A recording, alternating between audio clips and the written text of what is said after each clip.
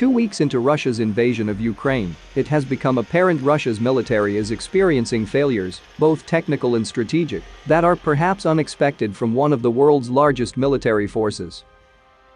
There are multiple issues one could look at in relation to Russia's poor military performance in Ukraine to date, such as being unable to effectively counter Ukrainian drones or failing to deliver on the kind of cyber warfare expected. But failings in 3 specific categories warrant a closer look.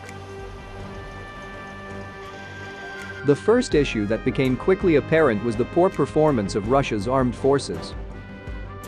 There has been, at times, a complete lack of logistical support for Russia's forces on the front lines, bogging down the Russian advance and at times completely stalling it.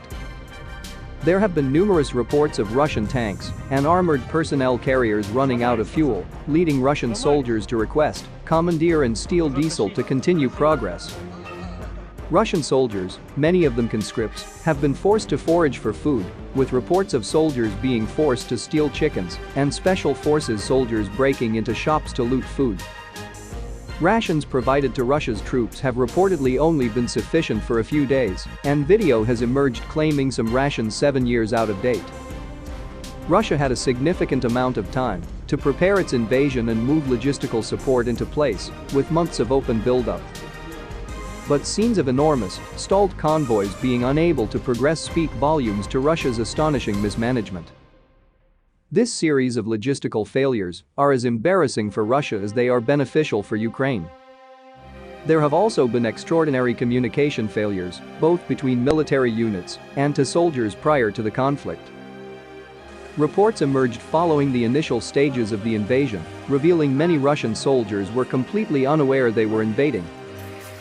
Rather, captured Russian soldiers claimed they were under the impression it was a military exercise up until the moment they came under fire from Ukrainian units. Many Russian communications have also been transmitted over unencrypted mediums. Russian bombers transmitting over open high-frequency radio have had their conversations listened in on by amateur radio enthusiasts. Even communication between Russian units on the ground are being transmitted in the open, leading to easy interception by Ukraine. Overall, this paints a clear picture of Russian incompetence. To top it all off, the lack of morale, with many Russian soldiers surrendering or abandoning vehicles and equipment, has only exacerbated the effects of Russia's poor military performance. One of Russia's most significant failures, and potentially the most damaging to its campaign, has been its inability to achieve air superiority. Before the invasion began, it was widely anticipated Russia would quickly achieve air superiority. This is because on paper Russia's air force is vastly superior to Ukraine's. Prior to the invasion, Ukraine possessed Europe's 7th largest air force. While this sounds potent, and in relative terms, it amounts to some 200 aircraft of all types, fighters, close air support, helicopters, transport aircraft and others. In comparison, Russia possesses about 1,500 combat aircraft alone.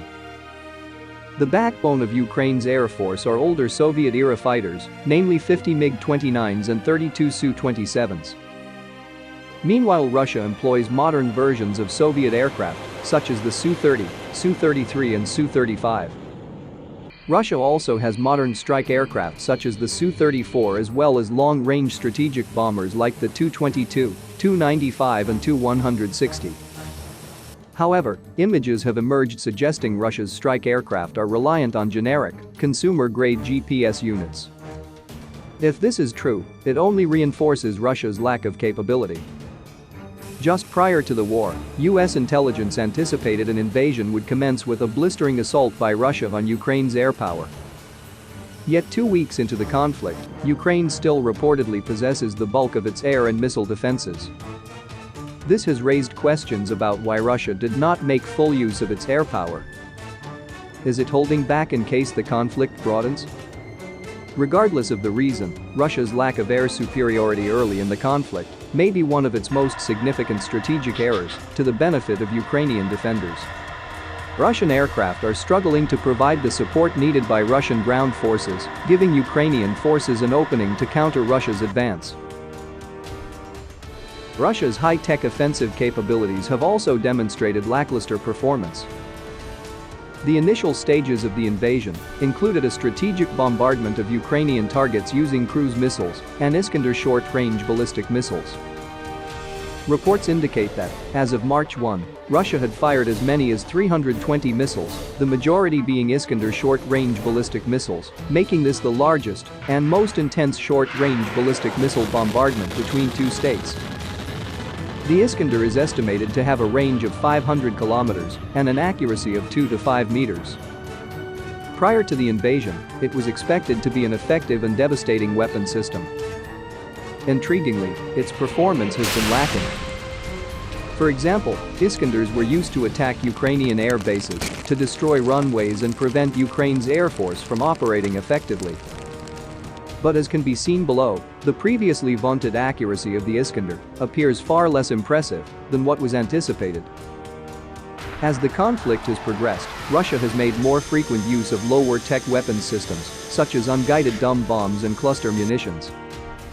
This might indicate Russia has either expended its limited number of high-tech weaponry or is holding back reserves in case the conflict escalates. The Ukrainian Air Force remains in the fight, despite all odds. Russia will no doubt learn from its issues and attempt to correct. Unfortunately, it does still have the advantage with numbers in terms of both troops and equipment. However, it's likely the conflict can't be sustained for long on Russia's part, particularly with the impact sanctions are having on the Russian economy. For Ukraine, the delays caused by Russia's errors may well lead to better outcomes.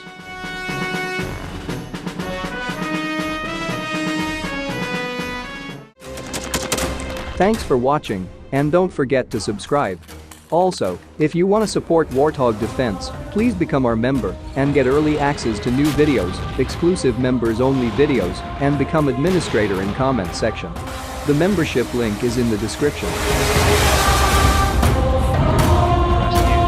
every day. We had a guy last week, it's 6 rescues in 6 days. He's doing the job every day.